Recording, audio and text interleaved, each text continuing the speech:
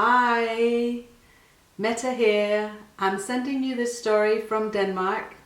I hope you'll enjoy it. It's a Grimm's story. And here it goes. Once upon a time, there was a bird, a mouse, and a sausage who all lived happily together. They had organized their house in such a way that each of them had a special job to do. The job of the bird was to fly out and collect firewood every day. The job of the mouse was to collect water from the well, set the table and light the fire. And the sausage, well, his job was to cook. One day the bird went out, as usual, to collect firewood, and he just happened upon another bird. And they got chatting, as you do. The bird was telling the other bird about the wonderful setup they had at home, and how he just loved living with his friends, mouse and sausage.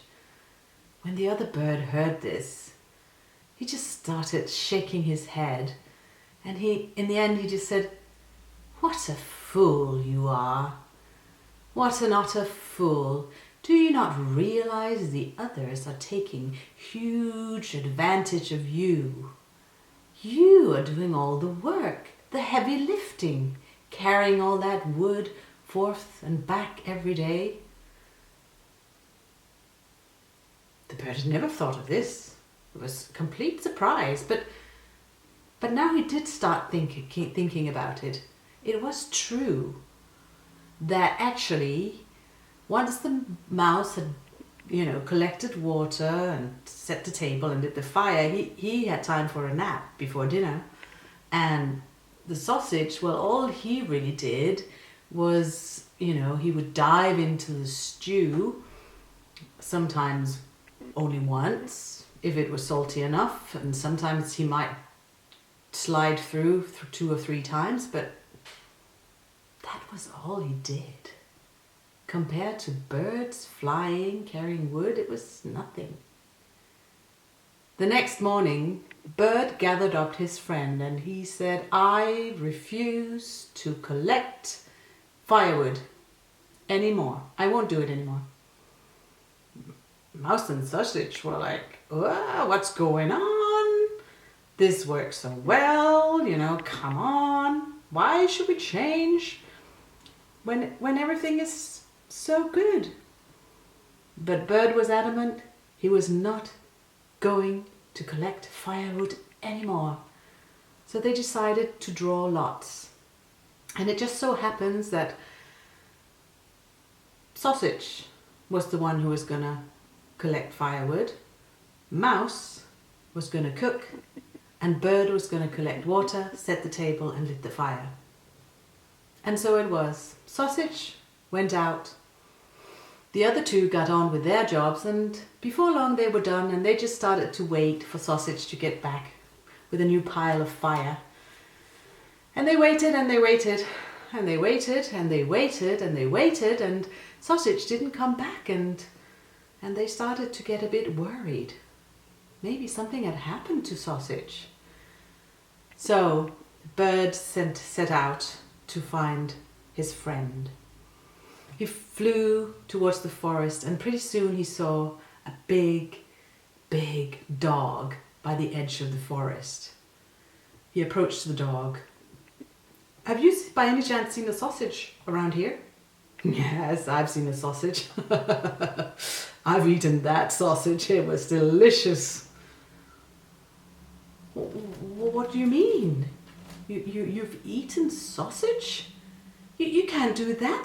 That's outright murder. I'm going to call law enforcement, I am."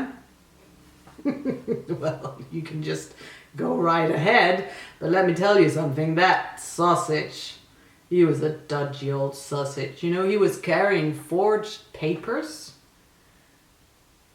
"What are you talking about? Forged papers? Have you got any proof of that? Because I would very much like to see that."